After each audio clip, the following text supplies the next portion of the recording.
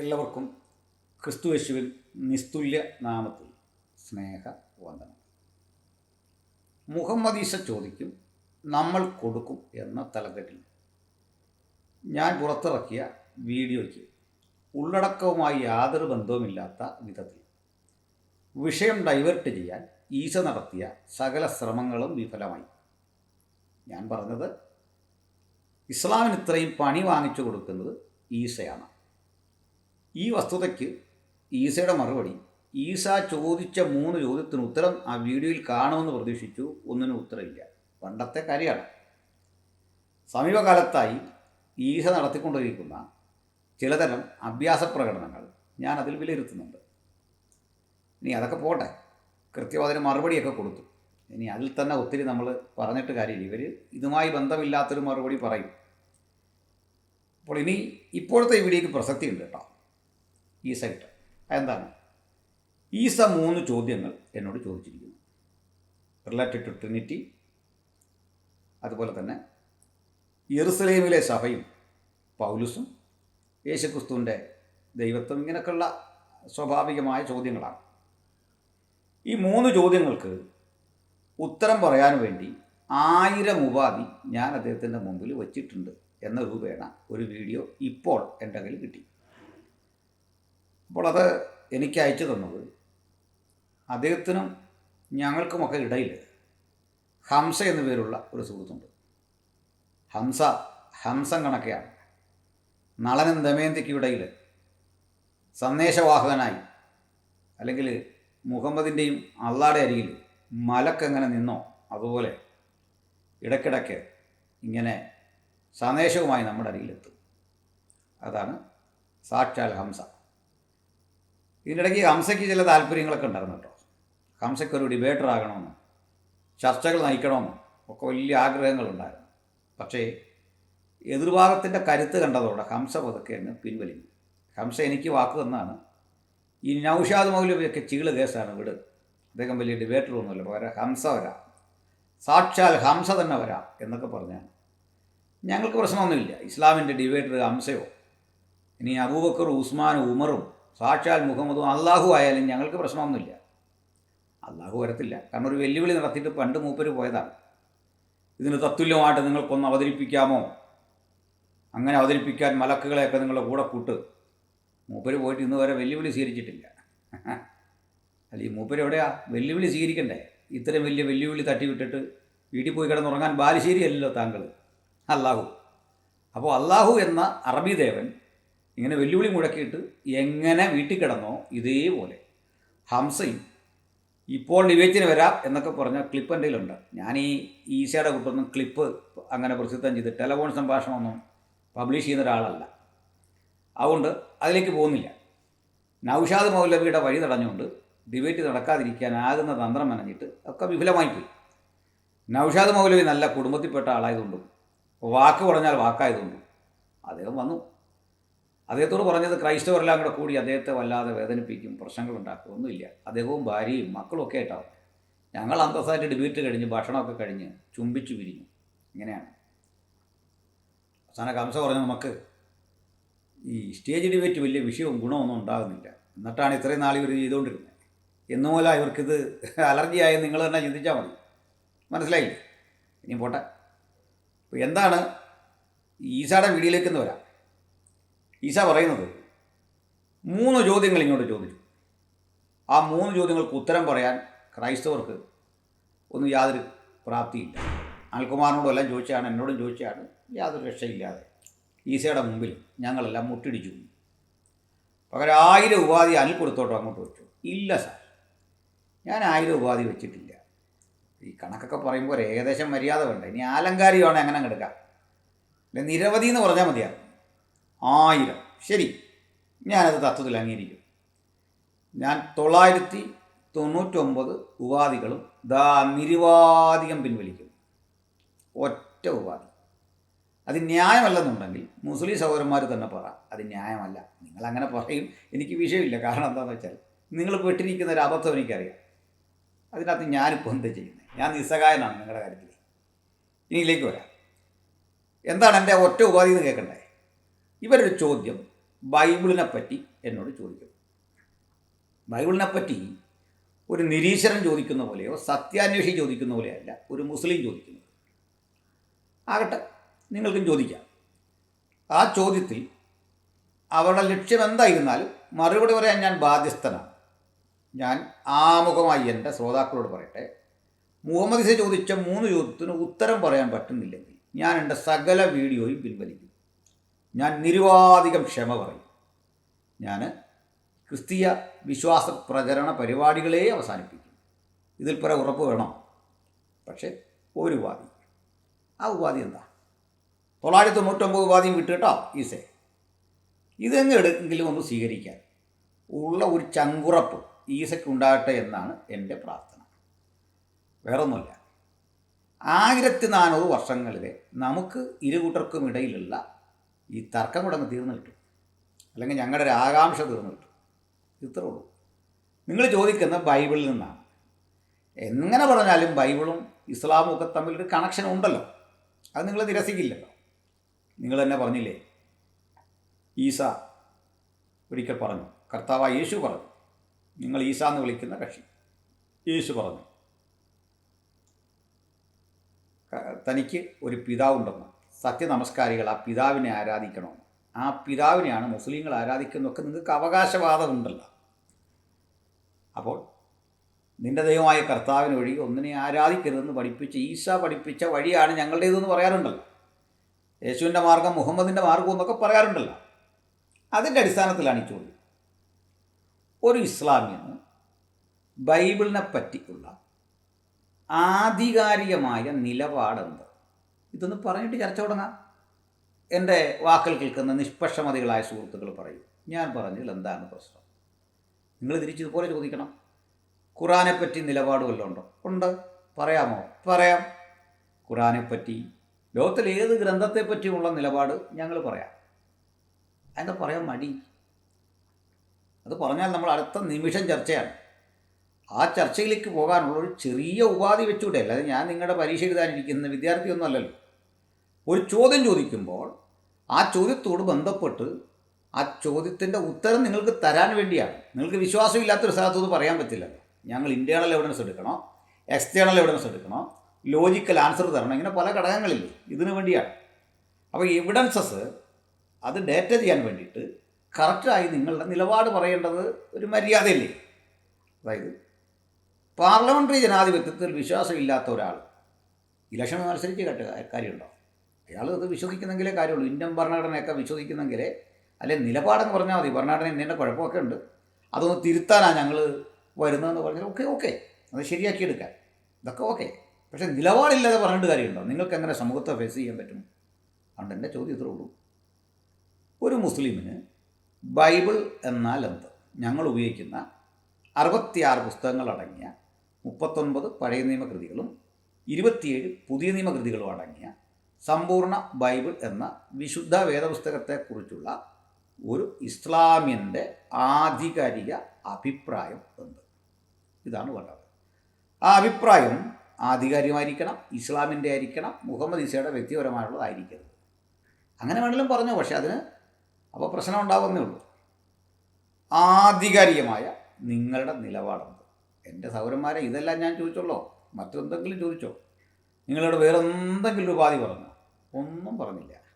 ഇനി ഒന്നുകൂടി, ആധികാരികമായി ബൈബിള് സംബന്ധിച്ച് ഖുർആനെ ആസ്പദമാക്കിക്കൊണ്ടും ഹദീസുകളെ ആസ്പദമാക്കിക്കൊണ്ടും ഒരു നിലപാട് ഇതാണ് ഇസ്ലാമിൻ്റെതെന്ന് പറഞ്ഞുറപ്പിക്കുകയും ഇസ്ലാമിക പണ്ഡിത ലോകം അത് അംഗീകരിക്കുകയും ചെയ്താൽ 1,00,000 രൂപ ഞാൻ മുഹമ്മദ് ഈസയ്ക്ക് അപ്പോഴേ അക്കൗണ്ടിലേക്ക് ഇട്ട് കൊടുക്കും. ഒരു ഉപാധി അക്കാര്യത്തിലില്ല, വേറെ ഉപാധി ഒന്നുമില്ല. അതെൻ്റെ ഒരു സന്തോഷത്തിന് തരുന്നതാണ്. കാരണം ജീവിതത്തിൽ ആദ്യമാണ് ഒരു മുസൽമാൻ ബൈബിളിനെ പറ്റി ഒരു നിലപാട് പറയാൻ പോകുന്നത്.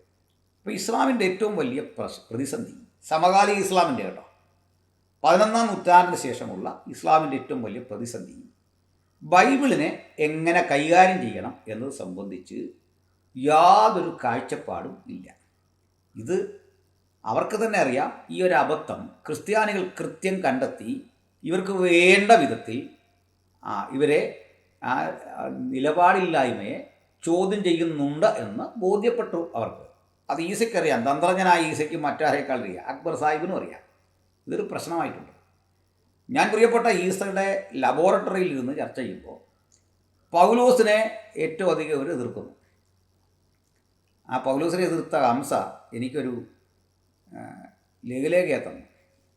അത് അങ്ങോട്ട് തുറക്കുകയും പൗലോസിനെ അതുപോലെ തന്നെ ലൂക്കോസിനെയും പൗലോസിൻ്റെ ശിഷ്യനായ ലൂക്കോസിനെ എതിർക്കുന്നു. അതവരെഴുതിയൊന്നും കറക്റ്റല്ല എന്നുള്ളത് എടുത്തിട്ട് അവിടുന്ന് 2 കൊട്ടേഷൻ ഗലാത്യലേഖനത്തിൽ പറയുന്നു, അപ്പോസ്തല പ്രവൃത്തി പറയും. ഞാൻ പറഞ്ഞു, നിങ്ങളിത് പറയുന്നതിനാ നിങ്ങൾ ഓതറൈസ്ഡ് അല്ല എന്ന് പറയുന്ന കൃതി. ഇനി അത് വിമർശിച്ചൊരു കൊട്ടേഷൻ എടുക്കുന്നത് എനിക്ക് വിരോധമില്ല, വിമർശിച്ചെടുക്കാം. ഞങ്ങൾ ഖുറാനിൽ നിന്ന് എടുക്കുന്ന പോലെ. ഞങ്ങൾ ഖുറാൻ അക്സെപ്റ്റ് ചെയ്യുന്നില്ലല്ലോ, ഞങ്ങൾ ക്രിറ്റിസിസത്തിനാണ് ഖുറാൻ എടുക്കുന്നത്. നിങ്ങൾക്ക് അനുകൂലമായ ഒരു കാര്യം പറയാൻ എന്തിനെടുക്കണം ബൈബിളിനെ? അപ്പോൾ അത് അംഗീകരിക്കുന്നുണ്ടോ? ഇത് അറിയണ്ടേ? ഇത് അറിഞ്ഞിട്ടല്ലേ ചർച്ച പോകും മുമ്പോട്ട്. അതല്ലേ വേണ്ട മുഹമ്മദ് ഈസ. എന്താ മുഹമ്മദ് ഈസയിലെ പ്രശ്നം? നിങ്ങൾ എന്തിനാണ് ഈ ഉരുളുന്നത്? നിങ്ങൾക്കറിയില്ലെങ്കിൽ, നിലപാടില്ലെങ്കിൽ അത് അങ്ങനെ പറഞ്ഞാൽ പോരെ? അങ്ങനെ പറയാൻ നാണക്കേടാണോ? നിങ്ങളെന്തോ വലിയൊരു സംഭവമാണെന്നുള്ള നിലയിലല്ലേ ഇസ്ലാമിലേക്ക് പോയത്? നിങ്ങൾക്ക് തൃത്വം മനസ്സിലാവുന്നില്ല. നിങ്ങൾ കുറേ കൂടി ഗഹനവും ആഴമുള്ള എന്തൊക്കെയോ കണ്ടുപിടിച്ചിട്ടുണ്ട്. എന്നിട്ട് നിങ്ങൾ പോയിട്ട് ഞങ്ങൾ ചോദിക്കുന്ന ഒരു ചോദ്യത്തെ നേരിടാൻ ത്രാണിയില്ലാതെ പോയി. ഇവിടെയാണ് വിഷയം. ഞാൻ 3 ചോദ്യം ചോദിക്കുന്നില്ല, ഒറ്റ കാര്യം ചോദിക്കുക. നിങ്ങളുടെ സ്റ്റാൻഡ്, നിങ്ങളുടെ ആണത്തമുള്ളൊരു സ്റ്റാൻഡാണ് ഞാൻ ചോദിക്കുന്നത്. ഇത് പറയണ്ടേ? അത് പറയാനുള്ള ബാധ്യത നിങ്ങൾക്കില്ലെന്നാണ്. അങ്ങനൊരു ബാധ്യത ഇല്ലേ? അല്ലാതെ ബൈബിളിൽ നിന്ന് 3 ചോദ്യം ചോദിക്കുമ്പോൾ അതിന് ഉത്തരം പറയാൻ ബൈബിളിൻ്റെ നിലപാടറിയേണ്ടതില്ലെന്നുണ്ടോ? അത് പറയൂ സാർ, അത് നിങ്ങളുടെ ഉത്തരവാദിത്തമാണ്. ഞാനിനി കേൾവിക്കാർക്ക് വേണ്ടി ഒരു കാര്യം കൂടി പറയാം. ഈസയ്ക്കും അറിയാം, എനിക്കും അറിയാം, നമ്മുടെ അക്ബർ സാഹിബിനും സകല ദാവാക്കാർക്കും അറിയാം അവരുടെ ആ പരിമിതി ഇക്കാര്യത്തിൽ. ഉമറിനറിയായിരുന്നല്ലോ എന്തിനാണ് ഇവരെക്കുറിച്ച് പറയുന്നത് എന്ന് വെച്ചാൽ, മുഹമ്മദ് ഇത്രയൊന്നും ഓർത്തില്ല, ഈ കാര്യങ്ങൾ ഇതുപോലൊക്കെ കുഴഞ്ഞു മറിയുമെന്നൊന്നും ഓർത്തില്ല. അള്ളാഹു ഒട്ടും ഓർത്തില്ല. കാരണം അള്ളാഹുവിനെ മുഹമ്മദ് ഓർമ്മിപ്പിക്കുമ്പോഴാണ് അള്ളാഹുവിന് കാര്യം മനസ്സിലാവുന്നത്. അറബി മാത്രം അറിയാവുന്ന കാട്ടറബി ദേവനാണ് അള്ളാഹു. ഈ നമ്മുടെ അള്ളാഹുവിന് എന്തെങ്കിലും ഒരു വിലയും നിലയും ഒക്കെ ഉണ്ടായത് മുഹമ്മദിലൂടെയാണ്. അതിനു മുമ്പ് ഇവിടെ അള്ളാഹുവിനെ പറ്റി ആർക്കും അറിയില്ലായിരുന്നു എന്ന് അബുത്താലിബ് പറയുന്ന ഹദീസുണ്ട്. നിനക്ക് മുമ്പ് ഈ സമുദായത്തിലൊന്നും ഇതൊന്നും ആരും കേട്ടിട്ടില്ലെന്ന് ഇദ്ദേഹത്തിൻ്റെ വളർത്തച്ഛൻ പറയുന്നുണ്ട്. അപ്പോൾ അറബി മാത്രം അറിയാവുന്ന അള്ളാഹു ഇതറിയില്ല എന്നുള്ളത് എനിക്ക് യാതൊരു പരാതിയില്ല. പക്ഷെ കുറേയെങ്കിലും അള്ളാഹു എന്ന ആ ദേവനേക്കാൾ ലോകവിവരമുള്ള, കുറേയൊക്കെ സഞ്ചരിച്ചറിവുള്ള മുഹമ്മദിനെങ്കിലും ഇതിനകത്ത് ക്ലിയർ ചെയ്യാമായിരുന്നു. അപ്പം അതിലേക്കാണ് ഞാൻ വരുന്നത്. കൃത്യമായി തന്നെ ക്രൈസ്തവരുടെ ട്രിനിറ്റി വിശ്വാസത്തെ വിമർശിച്ചുകൊണ്ടുള്ള ഒരായത്തും ഖുറാനിൽ ഇല്ല. അപ്പോൾ ഖുറാനിൽ അങ്ങനൊരു വിമർശനമില്ല, ഉണ്ട് എന്നിവർ പറഞ്ഞാൽ പാളിപ്പോകും. അത് അടുത്ത കാലത്ത് അവർക്ക് കൃത്യം ബോധ്യപ്പെട്ടതുകൊണ്ട് ആ പുതിയ തഫ്സീറുകൾ ഉണ്ടാക്കാൻ ശ്രമിക്കുകയാണ്. അപ്പോൾ പഴയ തഫ്സീർ ഒരു കുഴപ്പമില്ലാതെ ഞങ്ങളുടെ ഷെൽഫിൽ ഇരിപ്പുണ്ട്. അതായാലും ദോഷം. ഖുറാൻ്റെ പഴയ കമൻട്രികളെ ഒരു കുഴപ്പമില്ലാതെ ഇരിപ്പുണ്ട്. എന്താണെന്നറിയണ്ടേ? ഈസ, നീ നിനക്കും നിൻ്റെ അമ്മയ്ക്കും പുറമെ, എനിക്കും പുറമെ നിൻ്റെ അമ്മയെ കൂടി ദൈവങ്ങളാക്കിയിട്ടുണ്ടോ? എനിക്ക് പുറമെ ഈ രൂപേണ ഉള്ള ഒരു ടോക്കുണ്ട്. അപ്പോൾ ഈ ആയത്ത് അനുസരിച്ച് അള്ളാഹ്, മറിയം, ദെൻ ഈസ, ഇതാണ് ഖുറാൻ മനസ്സിലാക്കി വെച്ചിരിക്കുന്ന തൃത്വം. അത് തിരുക്കുടുംബമാണ്. അപ്പോൾ ഞങ്ങൾ സ്വാഭാവികമായിട്ട് ചോദിക്കും, തൃത്വം എന്ന് പറയുന്ന ഒരു ആശയത്തെപ്പറ്റി ഖുറാനിൽ വിമർശനമില്ലല്ലോ, നിങ്ങൾ പറയുന്ന വാദം അവിടെ ഇല്ലല്ലോ. ഈ ഭയം ഇവരെ കൃത്യം വേട്ടയാടുന്നുണ്ട്. അതിനാണ് ഉരുണ്ട് കളിക്കുന്നത്. ഇനി അടുത്തത് ഈസ നേരെ അടുത്ത പറയുന്നത് പൗലോസിനോടുള്ള വിമർശനമാണ്. ഇതിലും കിടപ്പുണ്ട് പ്രശ്നം. എന്താണ് കാര്യം? ഈ ഖുറാനിൽ എവിടെയാണ് പൗലോസിനെ വിമർശിക്കുന്നത്? കാരണം 14 ലേഖനം എഴുതിയിട്ടുള്ള ആളാണ്. അദ്ദേഹത്തെ വിമർശിക്കുന്ന ഒരു ഭാഗവും ഖുറാനിലില്ല. ബാലുശ്ശേരിയും ഈസായും ഒക്കെ പറയുന്നത്, ബാലുശ്ശേരി കുറേക്കൂടെ ആവേശത്തോടെ പറയുന്നത്, പൗലോസിനെ എല്ലാം അട്ടിമറിച്ച് കളഞ്ഞു, പൗലോസിനെ സാത്താൻ ഉപയോഗിച്ചു എന്നൊക്കെയാണ് വാദം. ശരി, മുഹമ്മദ് കണ്ടില്ലേ? അള്ളാഹ് കണ്ടില്ലേ? നിങ്ങളിലേക്ക് കിതാബ് തരുമ്പോൾ പൗലോസ് ഇതെല്ലാം ചെയ്തു വെച്ചെന്ന് ഒരു വാക്ക് പറഞ്ഞു വാതുറന്ന് പറയാൻ അള്ളാഹുവിന് ശേഷിയില്ല, മുഹമ്മദിനേലും പറയാമായിരുന്നില്ലേ? ഇതാണ് നമ്മൾ ചോദിച്ചത്. അപ്പം അതിന് ഒരു ചർച്ചയിലേക്ക് വരാൻ നിങ്ങൾക്ക് വേണ്ട പ്രാഥമിക യോഗ്യത, അത് ഡിബേറ്റുകളുടെ നിയമമാണ് സാർ. അങ്ങനെയാണ് ഡിബേറ്റ്. നമ്മൾ ഈ കൺസെപ്റ്റ് എഴുതി കൊടുക്കണ്ടേ? അല്ലേ യഥാർത്ഥ ഡിബേറ്റിൽ പങ്കെടുക്കുമ്പോൾ നമ്മുടെ സ്റ്റാൻഡും നിലപാടും ഒക്കെ പറയണ്ടേ? അപ്പോൾ നിങ്ങൾ ചർച്ചയ്ക്ക് വരുമ്പോൾ ബൈബിൾ എന്ത് നിങ്ങൾക്ക് എന്ന് പറയണം. നിങ്ങൾ തിരിച്ചു ചോദിക്കൂ, ഖുറാൻ എന്ത് ഞങ്ങൾക്ക്? ദാ മറുപടി. അപ്പോഴേ റെഡിയല്ലേ? നിങ്ങൾക്കറിയാം മറുപടി. അത് താങ്ങാനുള്ള ശേഷി നിങ്ങൾക്കില്ലെന്നറിയാം. എന്നാൽ എനിക്കും ഈസയ്ക്കും ഇസ്ലാമിക സമൂഹത്തിനും ഇടയ്ക്കുള്ള ആ മഞ്ഞുരുകാനും നല്ല വഴിയാണ് ഞാനീ പറയുന്നത്. എന്താണത്? ഒരു മുസൽമാൻ കുറേയൊക്കെ ബൈബിളിനെ അക്സെപ്റ്റ് ചെയ്യുന്നു, ബൈബിൾ കഥാപാത്രങ്ങളെ കുറേയൊക്കെ സ്വീകരിക്കുന്നു. ഇനി ചിലതവർ തള്ളിക്കളയുന്നു, മാറ്റത്തിരുത്തൽ വരുത്തിയെന്ന് പറയുന്നു, അതിൽ മനുഷ്യൻ കൈ കടത്തിയെന്നൊക്കെ പറയുന്നു. ലോജിക്കലി ഞങ്ങളത് ഡിസ്പ്രൂവ് ചെയ്തിട്ടുണ്ട്. എന്നാൽ മറിച്ചൊരു കാര്യം, ഇത് ഖുറാനിൽ എവിടെയാണ് പറഞ്ഞിരിക്കുന്നത്? ഇതെവിടെയാണ് തിരുത്തൽ വന്നത്? അപ്പം നിങ്ങൾ ഉപയോഗിക്കുന്ന അനുകൂലമായി ഉപയോഗിക്കുന്ന ഭാഗം തിരുത്തൽ വരുത്തിയിട്ടില്ല എന്നുള്ള ഉറപ്പ് നിങ്ങൾക്ക് എവിടെ നിന്ന് കിട്ടി? അപ്പോൾ ബൈബിളിനെ പൂർണ്ണമായി വിശ്വസിക്കാമോ ഭാഗികമായി വിശ്വസിക്കാമോ? എന്തുകൊണ്ട്? ഇതിനൊരു മറുപടി ഈസ എങ്ങനെ തരണം? ആയത്തുകൾ ഉദ്ധരിച്ച് തരണം. ഇതാണ് പറഞ്ഞു വരുന്നത്. എന്നാൽ കാരണം ഖുറാനിൽ അങ്ങനെ ഇല്ല. അപ്പോൾ നിങ്ങൾക്കൊരു കാര്യം മനസ്സിലാകുന്നത്, സോഷ്യൽ ഹാർമണി തകരുന്നതും ഇസ്ലാം ക്രൈസ്തവ സംവാദം ഈ തലത്തിലേക്കൊക്കെ മാറുന്നതിനും കാരണം എന്താണ്? ഇവർ ഖുറാൻ വിരുദ്ധരാണ്, ഇവർ ഇസ്ലാം വിരുദ്ധരാണ്. മനസ്സിലായില്ലേ?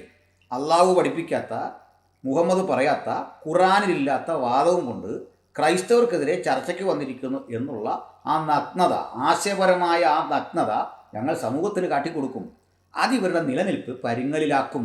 ഈ ഒരു പ്രതിസന്ധി മറികടക്കാൻ ഈസ പറയുന്നു, ഞാൻ 1000 ഉപാധി വെക്കുന്നു. നോ നെവർ, എനിക്കങ്ങനെ യാതൊരു ഉപാധിയില്ല. ഇനി ഈസ ഒരു കാര്യം പറഞ്ഞാൽ മതി, ഇനി ഉപാധി ഞാൻ ഇതും കൂടെ പിൻവലിച്ചേക്കാം. ഞാൻ 3 ഉത്തരവും പറയാം. ഒരു കാര്യം ചെയ്യും, ഞാൻ ഉപാധി വിട്ടു. ഇത് ഔദ്യോഗിക പറയുന്നത്, ഉപാധി വിട്ടിരിക്കുന്നു.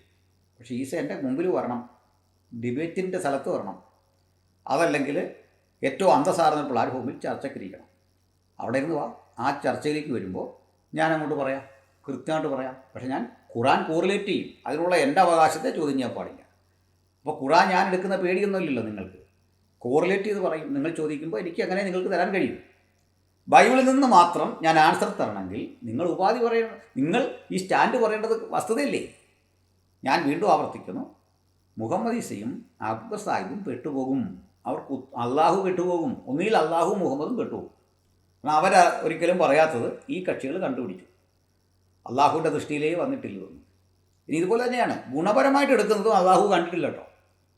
ഒരു വലിയ കാര്യത്തിന് പറയും, ഉത്തമഗീത ഒരു അശ്ലീല കൃതിയാണ്, പക്ഷെ അഹമ്മദ് അതിലുണ്ട്. ഇതുപോലെ ഗതികെട്ട കക്ഷികൾ ലോകത്തുണ്ടോ? നിങ്ങൾക്ക് നാണമില്ലേ ഇങ്ങനെയൊക്കെ പറഞ്ഞാൽ? ഒന്നിൽ പറയാം അത് കൊള്ളൂല എന്ന് പറയും, ഇങ്ങനല്ലേ വേണ്ടേ? അല്ലെങ്കിൽ പറയാം അതിനകത്ത് ഇന്ന കാര്യം ശരിയാണെന്ന് ഞങ്ങളുടെ മുഹമ്മദ് പറഞ്ഞു, ബാക്കി എടുക്കണ്ടെന്ന് പറഞ്ഞു. ഇങ്ങനെ പറഞ്ഞിട്ട് കാര്യമുണ്ടോ? ഇങ്ങനെയൊന്ന് പറയും. നിങ്ങൾക്ക് എന്താ പറ്റിയത്? ബൈബിള് ശരിയാണോ?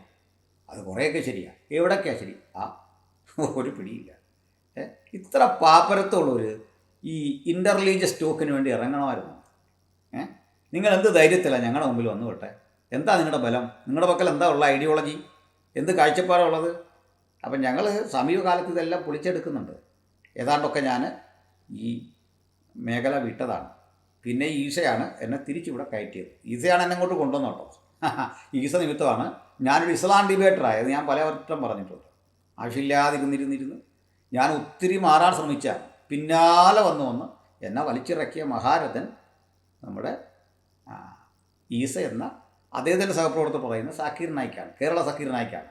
ഏതായാലും ഈസ, ഇതൊക്കെ നാണം കെട്ട ഏർപ്പാടാണ് ഈസ. സമൂഹ മധ്യം നിങ്ങളുടെയൊക്കെ വില പോകും. കുറേ വിലയൊന്നിലേക്ക് നിങ്ങൾ കൊണ്ടതില്ല. കാരണം നിങ്ങൾ അതിലുണ്ടാക്കിയെടുത്ത ഒരു ഇമേജൊക്കെ ഉണ്ട്. നിങ്ങളൊരു മാന്യനായ മനുഷ്യനാണ്. നിങ്ങൾ മുഹമ്മദോളൊന്നും അതപ്പതിച്ച ഒരാളൊന്നുമല്ല. മുഹമ്മദിൻ്റെ ജീവിതചര്യയായിട്ടൊന്നും നിങ്ങൾക്കൊരു ബന്ധമില്ലാതെ നിങ്ങളുടെ ചില മാനുഷിക മൂല്യങ്ങളൊക്കെ സൂക്ഷിച്ചു പോകുന്ന ഒരു മനുഷ്യനാണ്. ഞാൻ ബഹുമാനിക്കുന്നു, ബഹുമാനമുണ്ട്, തമാശ പറഞ്ഞല്ല. മുഹമ്മദിനേക്കാൾ ഞാൻ മുഹമ്മദ് ഈസയെ അക്ബറെയൊക്കെ ബഹുമാനിക്കുന്നുണ്ട്. കാരണം നിങ്ങളാരും മുഹമ്മദ് ചെയ്ത ഒരു ദുഷ്കൃത്യവും നിങ്ങളാരും ചെയ്തിട്ടില്ല ഇതുവരെ, എൻ്റെ അറിവിലില്ല. ഞാൻ റെസ്പെക്റ്റ് ചെയ്യും. പിന്നെ നിങ്ങൾക്ക് ഇഷ്ടപ്പെട്ടൊരു വിശ്വാസവും അതിൻ്റെ പ്രചാരവേലയുമായി മുമ്പോട്ട് പോകുന്നതിനകത്ത് എനിക്ക് എതിരുമില്ല. പക്ഷേ എൻ്റെ കുഴപ്പമെന്താ? നിങ്ങൾ ചെയ്യാൻ ഉദ്ദേശിച്ചെന്താ? നിങ്ങൾ ക്രൈസ്തവരുടെ വിശ്വാസത്തിൽ എന്തോ കുഴപ്പമുണ്ട്, അതിലൊക്കെ ബെറ്ററാണ് ഞങ്ങളുടെ കയ്യിലിരിക്കുന്നത് പറഞ്ഞ് കൊണ്ടുവരികയാണ്. ഇവിടെ പോയി എന്നിട്ടത് അത് ഇവിടെ വരെ ചെന്നു. അതിൻ്റെ നിങ്ങളുടെ വാദഗതി ഇവിടെ വരെ ചെന്നു. ആ കൂടെ വന്ന ഒരു കാര്യമാണ് ഇപ്പോൾ പറഞ്ഞത്. അതിനിടയ്ക്ക് നിങ്ങൾക്കിപ്പോൾ ഒരാഗ്രഹമുണ്ട്. അതെന്താണെന്ന് എല്ലാവരും കേട്ടോണം. ഇപ്പോൾ ഈ ഖുറാനും മുഹമ്മദും ഇസ്ലാമും ഒക്കെയാണ് ഈ ചർച്ചയ്ക്കകത്ത് കിടന്ന് ഇങ്ങനെ കറങ്ങുന്നത്. അള്ളാഹുവിൻ്റെ കാര്യമായിട്ട് അള്ളാഹു സ്പേസിൽ നിന്നൊക്കെ ഇറങ്ങിയ എയറിലും ഒന്നും അല്ലാത്തൊരു സ്ഥലത്തെത്തിപ്പോയി. ഇപ്പോൾ പണ്ടൊക്കെ ഞങ്ങൾ പോലും അള്ളാഹു എന്നൊരു പദം ബഹുമാനിച്ചൊക്കെയായിരുന്നു പറയുന്നത്. അങ്ങനെയൊക്കെ ധരിച്ചിരുന്നു. അള്ളാഹു സർവശക്തൻ്റെ പേരാണെന്നൊക്കെ ധരിച്ചിരുന്നു. പഠിച്ചു വരുമ്പോഴാണ് പറയുന്നത് 360 കാട്ടറബികളുടെ ദേവന്മാരിൽ ഒരു ദേവൻ മാത്രമാണല്ല. 4 മക്കളുള്ള ആളാണല്ല. 4 മക്കളുണ്ട്. ഖുർആൻ്റെ തന്നെ ഭാഷയിൽ പറഞ്ഞാൽ വന്നിട്ട് അള്ളാഹ് നമ്മുടെ ഈ മെറിയത്തിൻ്റെ ഫർജിൽ ഊതുന്നു, ജിബ്രീൽ ആ സംഭവമൊക്കെ ഉണ്ടല്ലോ. എന്നിട്ട് പിതൃത്വമായിട്ട് ഏറ്റെടുക്കുക അതുമില്ല. ഈസാ എന്ന് പറഞ്ഞ കഥാപാത്രത്തെ മറിയമിലൂടെ സൃഷ്ടിച്ചിട്ട് താൻ അവരുടെ അപ്പനാണെന്നോട്ട് സമ്മതിക്കത്തില്ല. എന്തോ ഒരു നിലപാടില്ലാത്ത ആൾ. അള്ളാഹിക്കും നിലപാടില്ല. മുഹമ്മദിന് ഇങ്ങനൊരു കാര്യം ഉണ്ടെന്നറിയില്ല. മുഹമ്മദ് ചില നിലപാടുകളുണ്ട് കേട്ടോ. ഞാൻ നിങ്ങളുടെ ആരുടെ അപ്പനായിരുന്നിട്ടില്ല. അത് കല്യാണവുമായിട്ട് ബന്ധപ്പെട്ടാണ്. ഇങ്ങനെയൊക്കെയുള്ള കാര്യങ്ങളാണ്. അപ്പോൾ ഇതിനകത്തെ ഈ അശാസ്ത്രീയതയും അസാൻമാർഗതയും കുഴപ്പങ്ങളുമെല്ലാം ഏതാണ്ട് സമൂഹം പഠിച്ചു കഴിഞ്ഞു. അപ്പോൾ ഇവരാണിതിന് കാരണക്കാരെന്ന് സമൂഹം അറിഞ്ഞു. അപ്പോൾ നിങ്ങൾ ഏതെങ്കിലും മുസ്ലിമിനോട് ചോദിക്കുക, അവരിൽ നിഷ്പക്ഷമതിയായൊരു മുസ്ലിം പറയും ഇതിൻ്റെ പ്രധാനികൾ ഇങ്ങനെ ഉണ്ടാക്കി വെച്ചതിൽ അക്ബറും മുഹമ്മദ് ഈസയാണ്. എത്ര വേണം ഞാനിതിന് മുസ്ലിങ്ങൾ പറയുന്ന ടോക്കൺ നിങ്ങൾക്ക് തരണം? അങ്ങനെയാണ് ആൽക്കുടത്തോട്ടത്തെ പോലുള്ള ആളുകൾ വിമർശനത്തിന് ഇറങ്ങിയത് എന്ന് നമ്മൾ കേട്ടില്ലേ? ഇവർ പറഞ്ഞു കേട്ടില്ലേ? അപ്പോൾ ഇത് നിലനിൽക്കെ അതിനകത്ത് ഒന്ന് കണ്ണിൽ പൊടിയിട്ട് മാറാൻ ഈസ പറയുന്ന അടുത്ത വിദ്യയാണ് ഞാൻ 1000 ഉപാധി വെച്ചു. ഈസ വാക്കിനൊരു വിലയൊക്കെ ഉണ്ടേ. താങ്കൾ ബാലുശ്ശേരി അല്ലല്ലോ, വാക്കിന് വില വേണം അല്പമൊക്കെ. താങ്കൾ പറയും ഞാൻ എന്താണ് യോഗ്യമല്ലാത്ത ഉപാധി വെച്ചത്? എൻ്റെ പ്രിയപ്പെട്ട മുസ്ലിം സഹോദരന്മാർ പറയട്ടെ, ഞാൻ എന്താണ് യോഗ്യമല്ലാത്തൊരു ഉപാധി വെച്ചത്? ഇദ്ദേഹം എന്നോട് ചോദിക്കുന്നു 3 സർവശക്തന്മാരുണ്ടോ? ട്രിനിറ്റി എന്താണ്? പൗലോസിനെ യെരുസലേമിലെ സഭ അംഗീകരിച്ചിട്ടുണ്ടോ? ഇത്യാദി ചോദ്യങ്ങളുമായി വരുമ്പോൾ ടോക്ക് ബൈബിളിൽ നിന്നാണ്. ഓക്കെ, അപ്പോൾ ഒരു മുസൽമാൻ ബൈബിളിനെ എങ്ങനെ കാണുന്നു എന്ന് ചോദിക്കേണ്ടി വരുന്നത് എന്താണെന്നറിയണ്ടേ? അത് ക്രൈസ്തവനോടാണ് പറയുമെങ്കിൽ അവിടെ വിശ്വാസമാണ് ആധാരം. ഒരു മുസ്ലിമിനോട് സംസാരിക്കുമ്പോൾ ക്രിറ്റിസിസത്തിന് പ്രസക്തിയില്ല. അതിൻ്റെ ശരി കൂടുതൽ എസ്റ്റാബ്ലിഷ് ചെയ്യുകയാണ് ചെയ്യുന്നത്.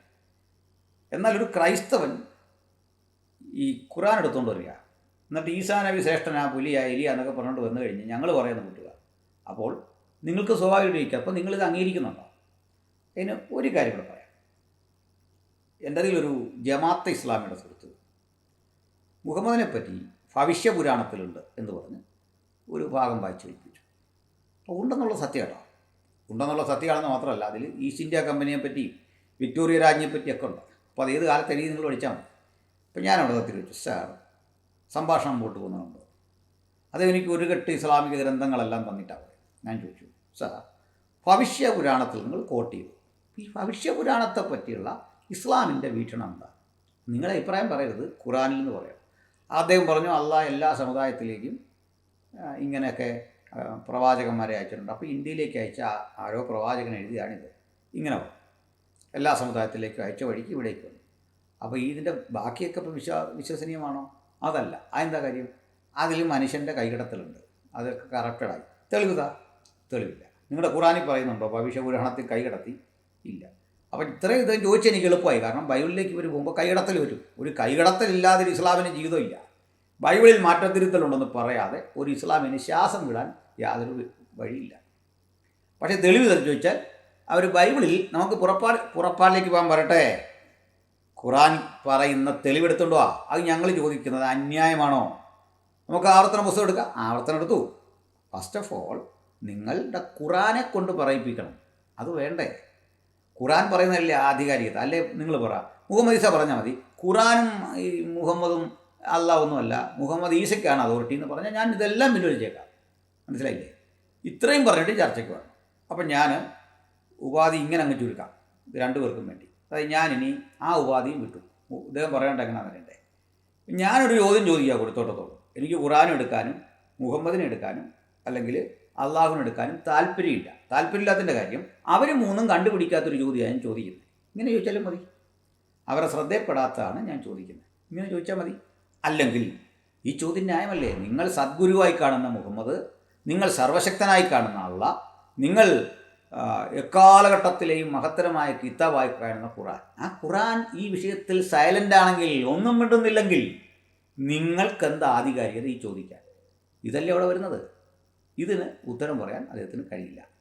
അതിന് പറയാൻ ഞാൻ 1000 ഉപാധി വെച്ചു എന്ന് വ്യാജം പറഞ്ഞ വരുത്തെയാണ് മുഹമ്മദ് ഈസ. അപ്പം തക്കിയ തൽക്കാലം കയ്യിലിരിക്കട്ടെ. ഞാൻ എൻ്റെ നിലപാട് ക്രിസ്റ്റൽ ക്ലിയറായി 100% ഉറപ്പോടെ പൊതുജന സമക്ഷം ഇതാ ഇങ്ങനെ പ്രസ്താവിക്കുന്നു.